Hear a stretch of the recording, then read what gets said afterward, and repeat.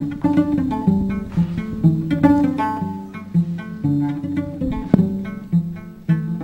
that good? Yeah.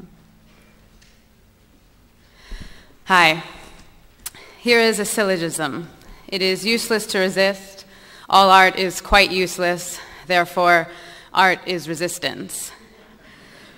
But I don't mean what you think I mean. Resistance and futility.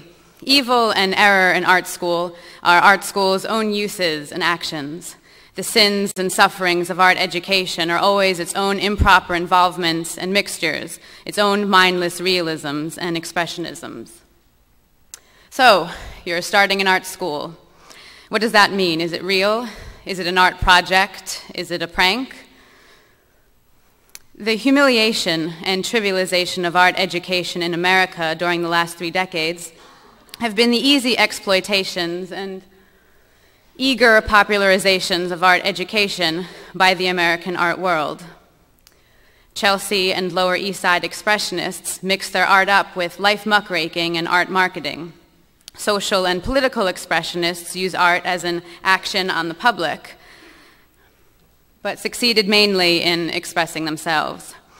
The business boom of the affluent Bush years orphaned the alienated artist, but the panic of 2008 witnessed the tender engagement of art to government, business, and war. By 2009, armies of art's offspring were off to school and Sunday school, crusading for art education and religious decoration. The ice has been broken, the ivory tower flooded by unschooled professionals, the walls of the academy washed out by schooled primitives, and the sanctum sanctorum blasphemed by faux folk, Bauhaus Bacchuses, and housebroken samurai. The conception of art as fine, high, noble, free, liberal, and ideal has always been academic. The argument of free or fine artists has never been between art and something else, but between true art and art submitted to some other, quite different values. There are not two arts, there is only one. No man can embrace true art till he has explored and cast out false art.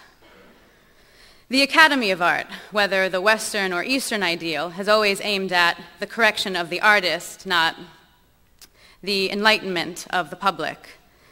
The idea of the Academy of Art in the 17th century, of aesthetics in the 18th, of the independence of art in the 19th, and of the purity of art in the 20th, restate in those centuries, in Europe and America, the same one point of view. Fine art can only be defined as exclusive, negative, absolute, and timeless. It is not practical, useful, related, applicable, or subservient to anything else. Fine art has its own thought, its own history and tradition, its own reason, its own discipline. It has its own integrity and not someone else's integration with something else. Fine art is not a means of making a living or a way of living a life. Art that is a matter of life and death cannot be fine or free art. An artist who dedicates his life to art burdens his art with his life and his life with his art. Art is art, and life is life. The tradition of art is art out of time, art made fine, art emptied and purified of all other than art meanings. And a museum of fine art should exclude everything but fine art. Higher education for the artist should be liberal, free, and the learning of greatness. To teach and enlighten is the task of wise and virtuous men.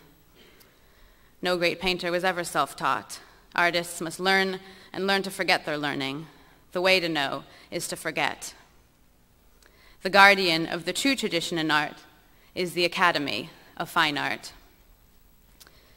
With minor editing, everything I've just said is from Ad Reinhardt's 1953 essay, 12 Rules for a New Academy. These statements don't do the work of answering the questions we've been asked about the Bruce High Quality Foundation University since we opened a year ago. How do you raise money? Who's in charge? What is your curricular agenda? Why a school? Is it real? Instead, they do the work that actually needs doing in an art education. They induce a skeptical mind. They are problematic, contradictory, fearless, funny, and very real problems for artists to grapple with, and they're almost 60 years old. Art problems don't get answered. They get continually redressed. Our conception of what an art school, of what an art education should be is first and foremost that it should be artful. It does not have one solution, it has many, and these solutions ultimately don't solve anything. Art education is an exercise in resistance and futility. The professor is art itself, and the students are every artist, ever. We believe in our school as a thing that an ever-evolving group of artists are making up as they go along.